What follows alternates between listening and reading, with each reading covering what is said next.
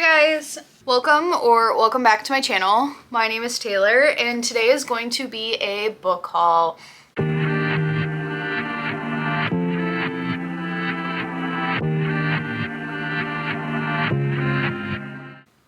I have been buying a ton of books recently. I didn't mean to be buying so many books, but I will say for the amount that I have here, I feel like I should have spent a lot more. I've been like rating half-price books and I got quite a few books off of thrift books. So today I'm just going to tell you about all the books that I've bought recently. If you like reading content, I do a lot of reading and crochet content on this channel, so don't forget to give it a like, subscribe to the channel for more content like this. I will be posting more regularly now that the speech season is officially over. And with that actually kind of stems a lot of these book purchases, that and wanting to have immediate access to true history. I am worried about the state of the world and, you know, what that's going to look like in not too long a time.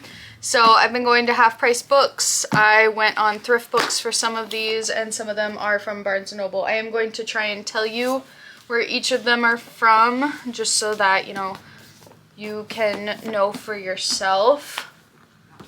I even have one, I had a really good find in a little free library. So let's actually start with that one. So a couple months ago, I took a bunch of books that I no longer wanted. It was like cookbooks, books that I've read that I didn't like very much. It was like 5 or 6 books that I was like, let me go put these in the little library that's near me. And I was out on a walk a couple weeks ago and I was like, you know what, let me go take a check, because I didn't take anything that day and I've been there a couple times and I haven't taken anything. And look what I found. This is Sally Rooney's newest book, Intermezzo. And I'm just floored. I cannot believe that I found this in a little free library. I have not read it yet. I will read it eventually, but I've heard nothing but good things. My friend read it and she said that it was just amazing. Her and I are Sally Rooney people. On the whole, we have very different book tastes, but one thing we agree on is Sally Rooney, so I'm very excited for this book. And then the next stack of books, actually, let's do this one. These are from thrift books.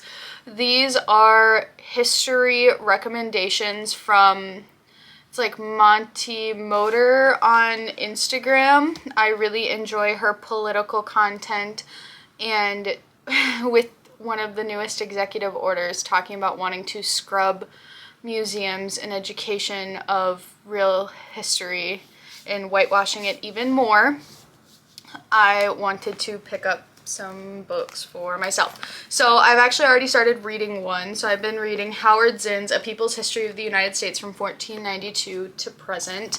I'm on chapter 7 and I am listening to this on audiobook while also like following along for some chapters. It honestly, when listening to the audiobook, it reads like a history lecture. Or like listening to it is like sitting in a college class again. And I actually really like it. So we all know that history is told by the winners or the rich people. You know, Howard Zinn focuses on Native Americans, the slaves, women, people who, you know, weren't the rich white men. And I'm really liking it so far. I got The New Jim Crow, Mass Incarceration in the Age of Colorblindness by Michelle Alexander. This is definitely a book.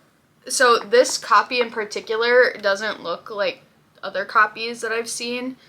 I think that this one was specifically made for a college textbook, just in a way that it is like formatted like this. I've been wanting to read this one for a while. It has been on my library list for a long time, so thought I would pick that one up. Then I got A True History of the United States, Indigenous Genocide, Radicalized Slavery, Hypercapitalism, Militarist Imperialism, and Other Overlooked Aspects of American Exceptionalism by Daniel A.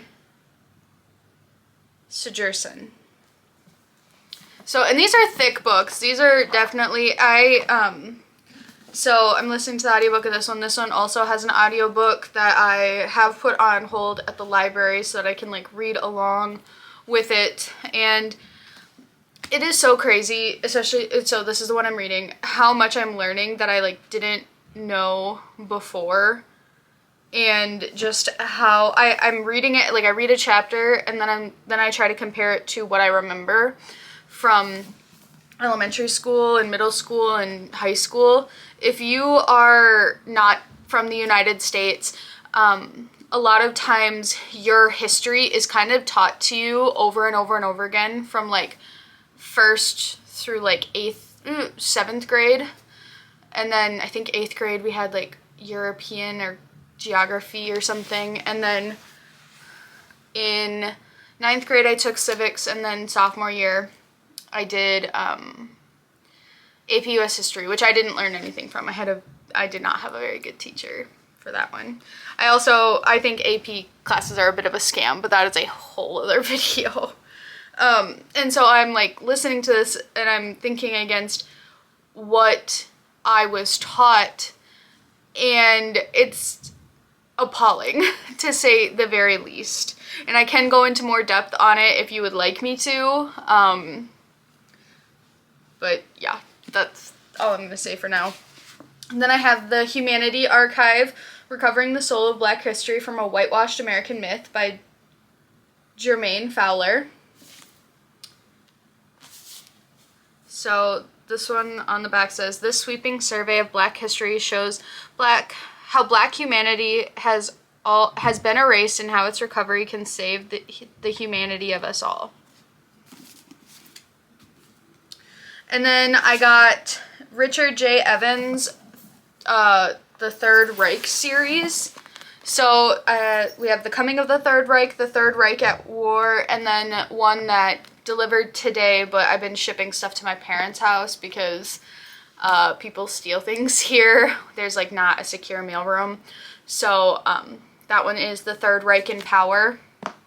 So got those as well. Those are all chronicling World War II and specifically, you know, Nazi Germany. And these are thick books. All of these are just thick books, but I have decided that I need to learn more like real history that isn't just, you know, oh, you know, the United States was what was the turning point in the war. No, it wasn't. It was when Germany like decided to invade Russia against its better judgment. Like there's so many things that are not there's so many things that we don't know and that are taught to us in not a good way. Let's do the Barnes & Noble books. So I have Sinclair Lewis's It Can't Happen Here. So this book is about the United States falling under a fascist regime, and it's specifically set in the United States. And I did just read On Tyranny. I can't remember who that's by. And they said that this was not an accurate book, but On Tyranny was also written in 2016. I don't know. I still want to read it for myself. Obviously, I bought the book. I saw it a while ago, and I thought it was really interesting, and I couldn't stop thinking about it, so ultimately I ended up buying it. Then I have Word Slut, A Feminist Guide to Taking Back the English Language by Amanda Montell. If you watch the Book Leo on YouTube, she does some really great book content, and she did almost basically a whole video talking about this book, and I was like, I need it. And I really like to annotate and tab things in my nonfiction books, so I did pick this up. I'm on chapter 3, and there's like 11 chapters. Then I got Gyo by Junji Ito, and this was about rotten fish. He's a Japanese horror manga like illustrator and writer. And I read Uzumaki by him last year and quite a few of his short story collections, and I really liked it. And I knew I wanted to read this one. And I already finished it. Very good. I really like it. And then I have Yellowface by R.F. Kuang. This is about a white woman who steals the manuscript of her Chinese friend, I believe. after her tragic death. So, got that one. I Who Have Never Known Men by Jacqueline Hartman. I really don't know a lot about this book. It's, I guess, about women. It says, deep underground, 39 women live imprisoned in a cage. Watched over by guards, the women have no memory of how they got there, no notion of time, and only a vague recollection of their lives before. So this book has been kind of all over the place recently, and I just kind of wanted to see what it was all about. It very much strikes me as a book that I would like, and I feel like I've gotten really good at telling whether or not I will like a book. So, got that one. And one thing too I should mention, a lot of these books, so like not the history books, but like Yellowface and I Who Have Never Known Men, and then some of these other books that I got at like half price books, I got because I want to see if I can make pieces out of them for my students, if not next year, in coming years. One of my responsibilities as a coach, even though the speech season is over, you know, I will hopefully have kids returning to the team. And so I want to start building up a repertoire of competitive pieces that I've made that can either, you know, be tailored to a student, or, you know, I can be like, ooh, you know, I have this piece that I think you would be really good at, and playing to their strengths. So that's another thing too, and a lot of times very popular books like these two are where a lot of prose pieces comes from. So prose is I live in Minnesota, and MSHSL guidelines are that prose is a cutting from a book. And if you are also a speech coach, maybe you're more intimately familiar with like dramatic interpretation, because at the NSDA levels, which is where they have like national qualifiers and the national competition and those sorts of things, prose and drama are like kind of put into one. But in Minnesota, drama is only for plays or like television or movie script sort of things. So I know that these two are very popular, but you know, they're popular for a reason, so I kind of want to see what these are about. I got How Fascism Works, The Politics of Us and Them by Jason Stanley. Jason Stanley has decided to leave the United States, so I thought that maybe I should read his book to see if I mean, he did interviews as to why he did, so I figured it was probably the time to pick up that book. And then these last two I just got this past weekend. So I got The Complete Mouse by Art Spiegelman. This is a World War II graphic novel. I did find it in the nonfiction section. The Wall Street Journal called it the most affecting and successful narrative ever done about the Holocaust. And the New Yorker said the first masterpiece in comic book history. So I'm really interested in reading this and having it as a part of my collection. And then my mom actually got me this last one from Barnes & Noble as like an Easter present. So this is the remastered full color edition House of Leaves by Mark Z. Danielewski. So honestly, I don't know much about it, but a lot of people say that it is the most frightening horror book that they've ever read. And like, this is also, apparently I'm just in my big book era. The dedication of this is not for you. And so I definitely know that whenever I decide to read this, it's going to be a very slow process. But I mean, I've heard that it's one of those books that you just kind of like take at a very slow pace. And I knew this wasn't one that you could just like read on audio, because it's got like these huge, like it's supposed to be like an experience of reading it hard copy. So got that.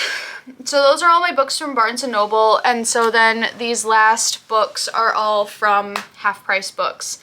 I have been kind of in a classic mood for whatever reason. So I got Crime and Punishment by Fyodor Dostoevsky. So this is about a guy who commits a crime, and I believe he is like racked with guilt about getting away with it. John Milton's Paradise Lost. This is a book fully in verse, and it is about the fall from like the Garden of Eden, essentially. And there's like a lot of like forward and further reading and all this stuff before the book even starts. Like I've tried to like kind of thumb through it a little bit, and I'm like, I can't.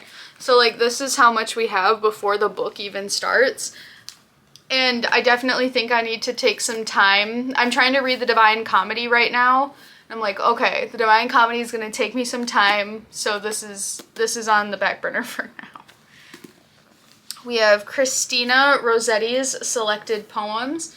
So on the back it says, here, ordinary and magical worlds collide as humans speak to God, poets speak to their muses, and hope battles against despair. Devotional poems such as St. Peter and Out of the Deep describe Rossetti's profound religious faith, while A Christmas Carol and At Last She Offers Herself to God. I'm interested to see kind of what I think about this, and I was kind of thinking, I don't know, I think the concept of talking to God is really interesting, so I was like, maybe there's also a category called poetry, which is kind of, you know, where I, you know, thought those were, because I mean, I like the Tumblr poetry of, you know, 2017 to whenever, but they don't make for compelling speeches, if that makes sense. So, Aristophanes, Lysistrata, and other plays. Lysistrata and the Archons, two pleas for an end to the long war between Athens and Sparta.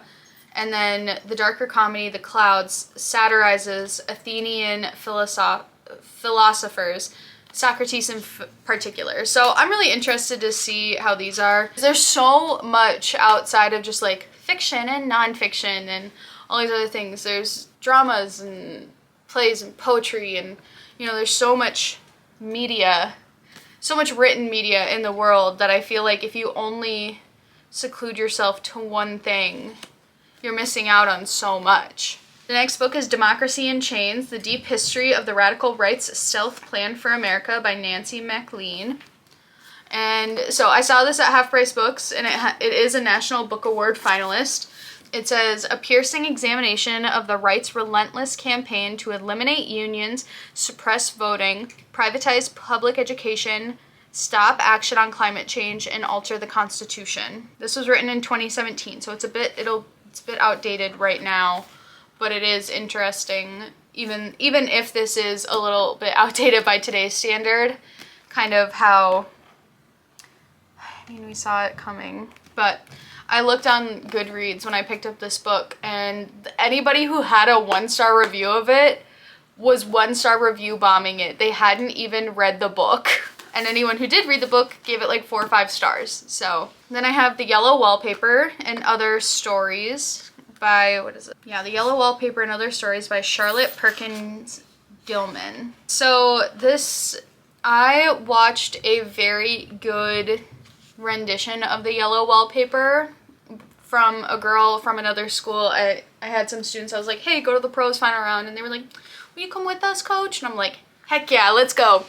And I watched a student from another school do a rendition of The Yellow Wallpaper in a pros final, and she did amazing. And after that, I was like, I need a copy of The Yellow Wallpaper, and I need to read it. So this honestly is pretty high on my like want to read soon list. I mean, it is tiny. So next we have Walden and Civil Disobedience by Henry David Thoreau. So this is 2 books in one, and this I thought would be really interesting based on Walden in particular.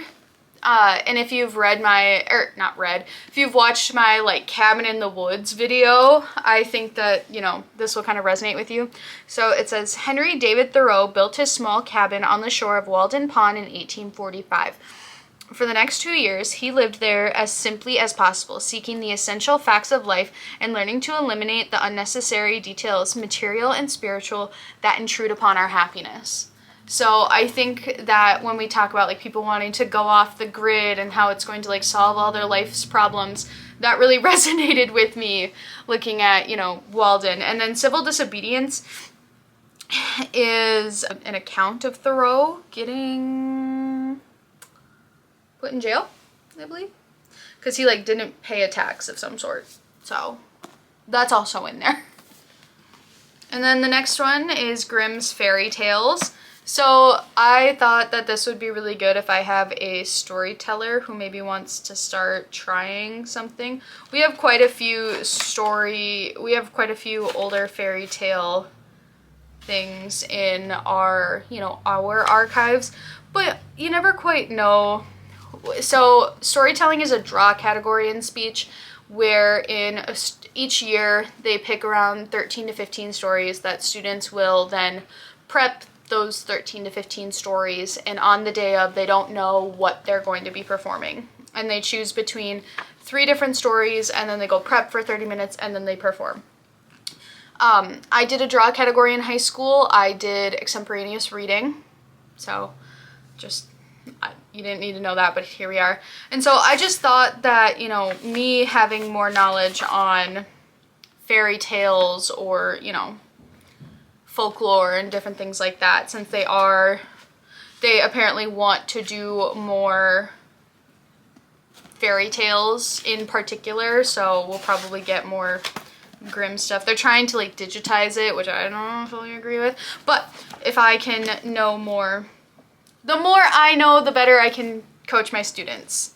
That's kind of the thought process that I've been having on everything. The next one is Evicted, Poverty and Profit in the American City. This is the winner of the Pulitzer Prize and 10 best books in the New York Times Book Review in 2016.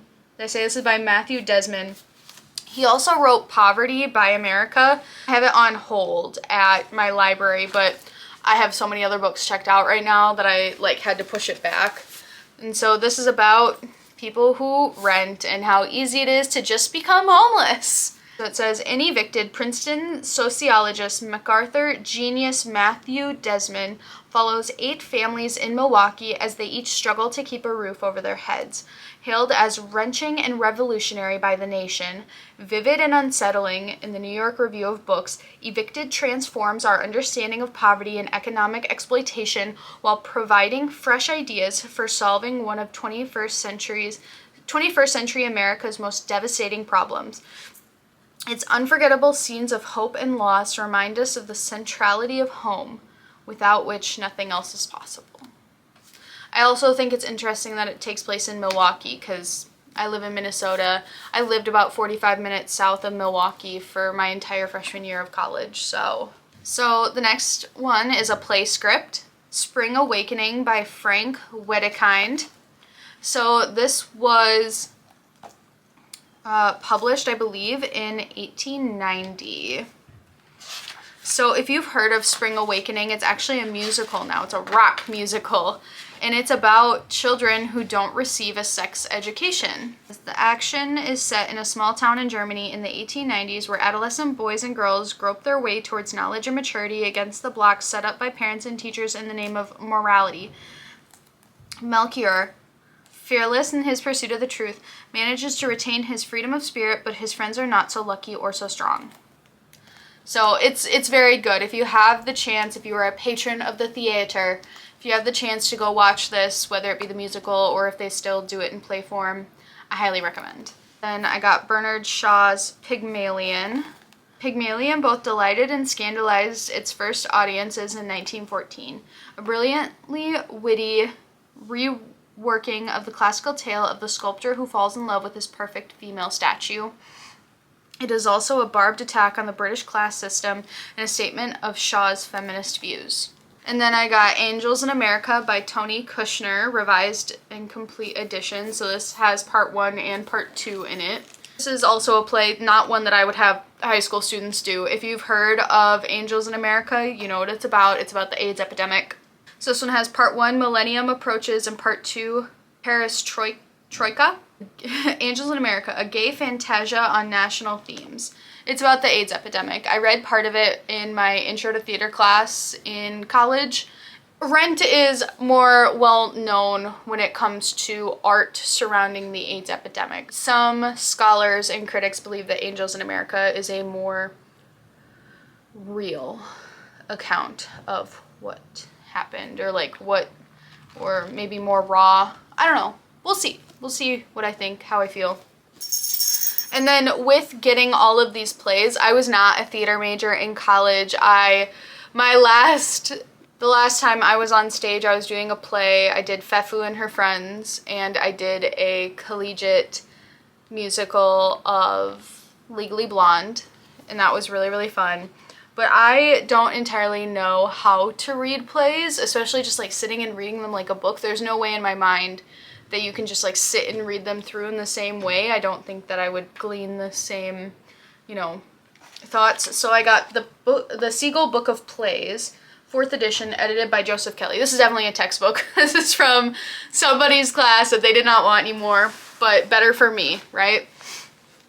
So in the contents, it has like an introduction. It says like, what is drama? So we have like dramatic conventions, parts of a play, tragedy, comedy, major moments in the history of theater, which is cool. How do you write about plays? And then it also has quite a few plays in it as well. So it's got Antigone, Hamlet, A Doll's House, Death of a Salesman, Raisin in the Sun. Just to name ones that like I knew, and then I'm like, oh, okay, so then it has these in here. So I think that it kind of gives like a, here's how you understand like how they work, and then here's a book of plays as well to study. So those are all of the books that I have bought recently. I know that I told myself I wasn't going to buy books this year, but I'm really afraid of the state of the world. And so I'm like, okay, I need this, but then I also, you know, if I'm going to be looking and trying to pick out pieces for my students, or trying to, you know, think, if I'm going to more critically engage with the text that I'm intaking, I want to, you know, I want to have more books that incite critical thought. Not that I didn't already have a lot of those, but like I didn't have any dramas, or, you know, the poetry that I do have, it's from Target, and not that it's not good, but I'm trying to expand, and like I didn't have any history books because I was like, oh, I don't need those. So, you know, I also think it's kind of cool, you know, it's not just a bunch of popular books, I guess. That's all I have today. Stay tuned to see me reading all of these right now. Oh my god, I also forgot. I also got Sunrise on the Reaping. I'm reading it right now. It's on my desk over there. Bought that the day it came out. Because I had to have it, but I mean, it's like a month later and I'm just not reading it. So let's not talk about that. But yeah, thank you guys so much for watching. Don't forget to give this video a like and subscribe to the channel. I'm going to be around a lot more. Now that I, you know, don't have speech, you guys are going to be seeing a lot more of me. So stick around, and I will see you guys next time. Bye.